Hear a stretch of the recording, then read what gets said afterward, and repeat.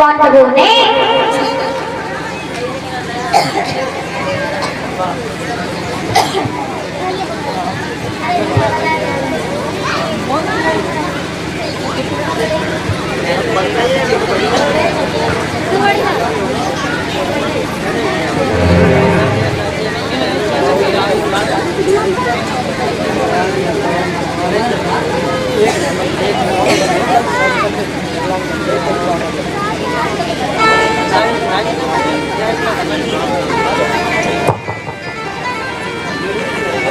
बोली हो तो भगवान ने की।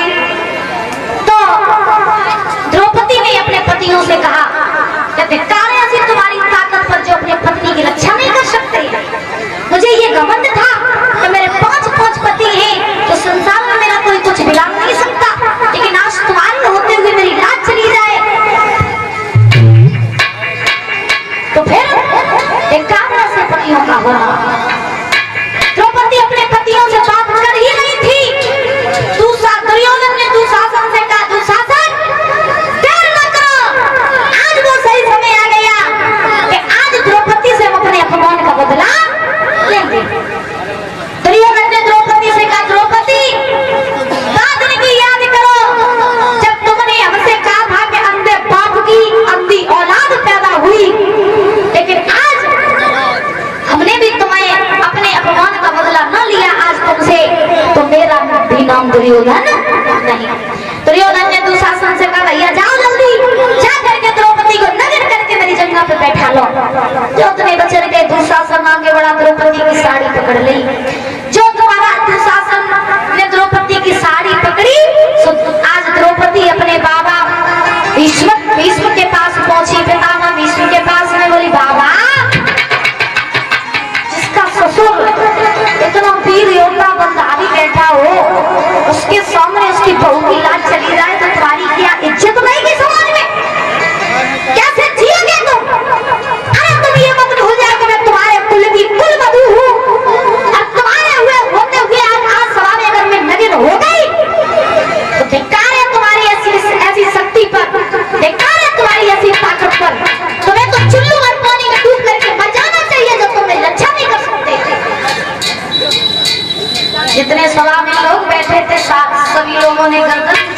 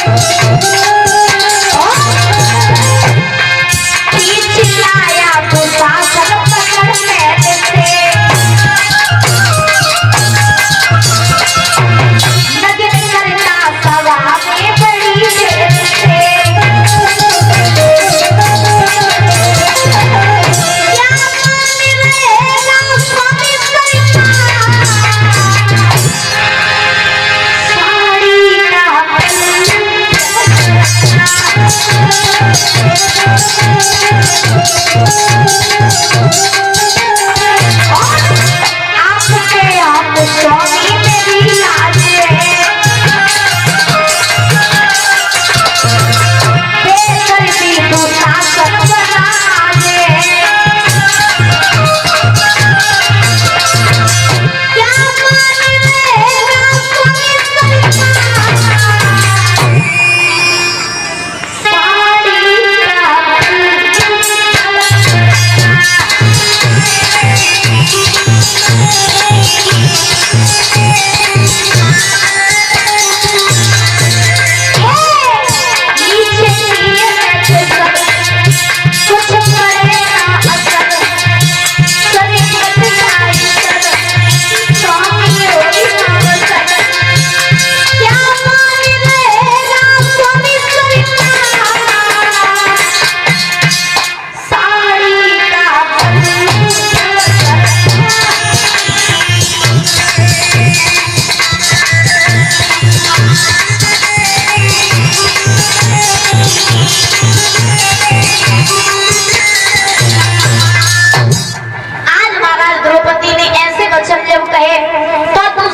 साड़ी खींचने लगा। जो दुशासन साड़ी को खींचने लगा, द्रौपदी ने सबसे मदद मांगी। जब किसी ने भी मदद नहीं की, इधर भगवान बैठे हुए हैं महाराज अपने धाम को। जब अपने धाम में भगवान बैठे हैं तो रुक्मिणी आई भगवान के सामने भोजन की थाली रख दी परोस के। जब भगवान कन्हैया के सामने थाली रखी महाराज, द्वारका में रुक्मिणी ने भगवान के सामने भोजन की थाली रखी, तो थाली तो सामने रखी लेकिन भगवान भोजन नहीं कर रहे। रुक्मिणी बोली प्रभु भोजन काहे नहीं कर रहे हो? भगवान ने जवाब दिया रुक्मिणी भोजन तो हम इसलिए नहीं कर रहे क्योंकि हस्तिनापुर में मेरी बहन लगन की जा रही है और मेरी बहन सबसे मदद मांग रही, लेकिन कोई मेरी बहन की मदद नहीं कर रहा। और हम जासो बैठे हैं कि अगर हम भोजन करने में व्यस्त हो गए और मेरी बहन ने हमें बुलाया तो हमें जाने में देर हो जाएगी, इसीलिए हम भोजन नहीं करेंगे। भोजन हम तभी करेंगे जब अपनी बहन की लाज बचा लेंगे। लेकिन द्रौपदी हमें बुला ही नहीं रही है, द्रौपदी दुनिया वालों से मदद मांग रही है। और ध्यान रखना, आप भगवान के सारे मत बैठा करो। भगवान स्वयं ये कहते हैं कि मैं खुद भक्तों के सारे बैठा हूँ।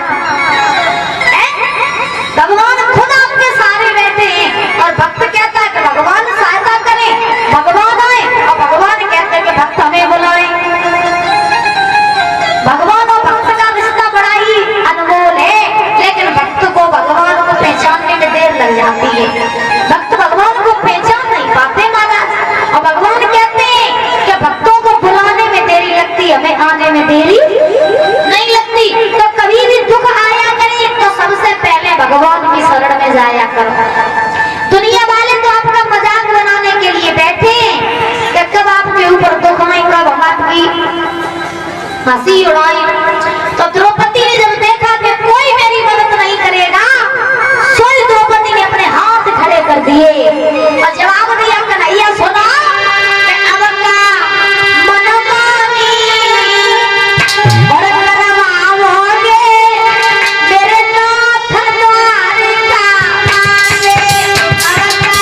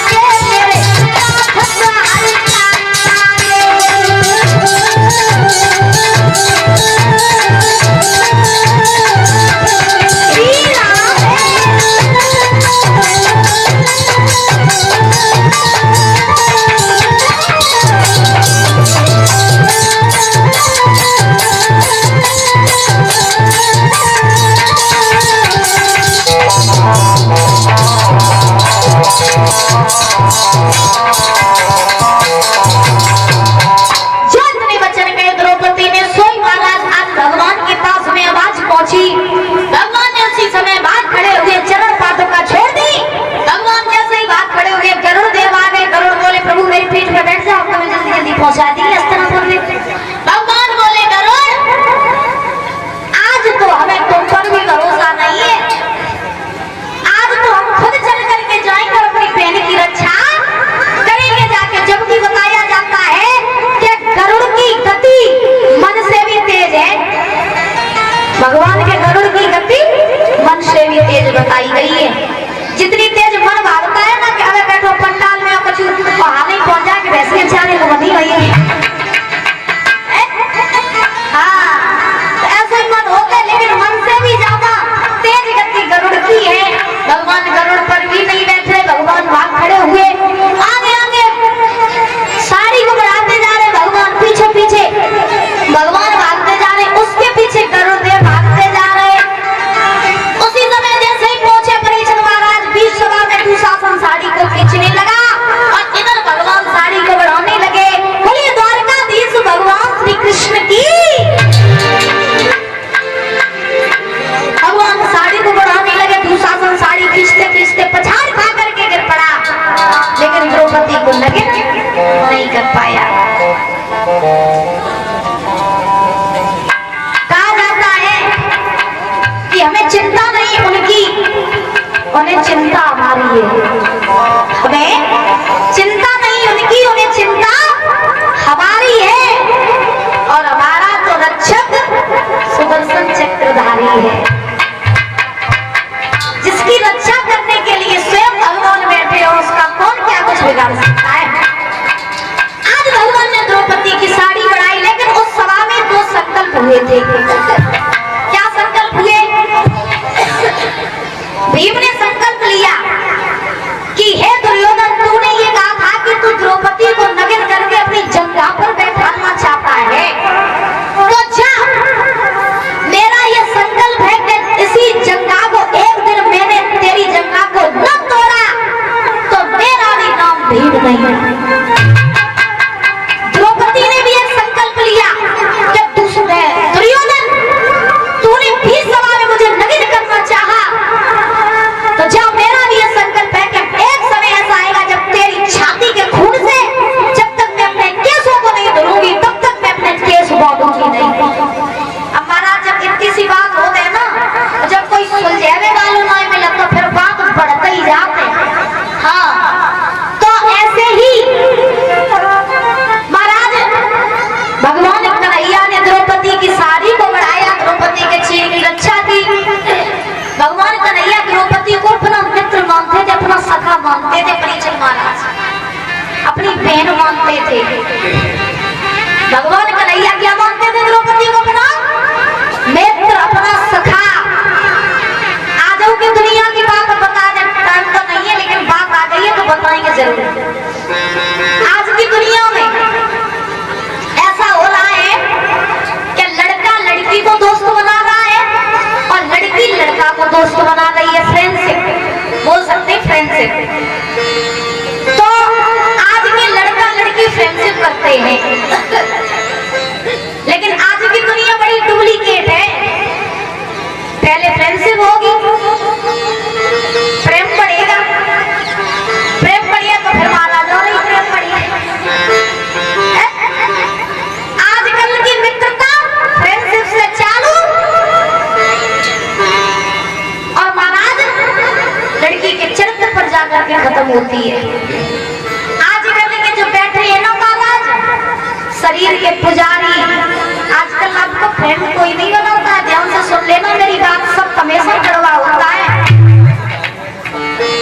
आजकल महाराज आपसे कोई दोस्ती नहीं करता है, आपसे कोई प्यार नहीं करता है, आपके शरीर से सब प्यार करते हैं। इसीलिए दुनिया में प्रेम करो, गलत बात तो नहीं है, प्रेम करना कोई गलत बात नहीं है, लेकिन सोच समझ करके करना चाहिए। क्योंकि आज की दुनिया में महाराज सब शरीर के पुजारी बैठे हैं, कोई प्रेम के पुजारी नहीं बैठे। हम नहीं कहते कि लड़की लड़का को फ्रेंड बनाओ, कोई गलत बात नहीं है।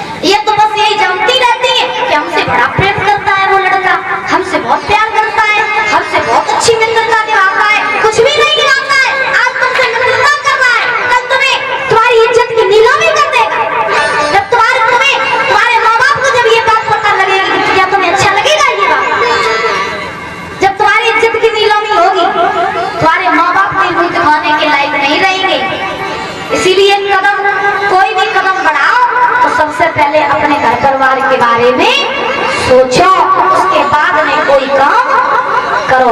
भगवान कन्हैया ने द्रौपदी के वस्त्र उतारे नहीं थे, बल्कि भगवान कन्हैया ने द्रौपदी के चीर की रक्षा की थी। इसे कहते हैं मित्रता। भगवान ने द्रौपदी के चीर की रक्षा की।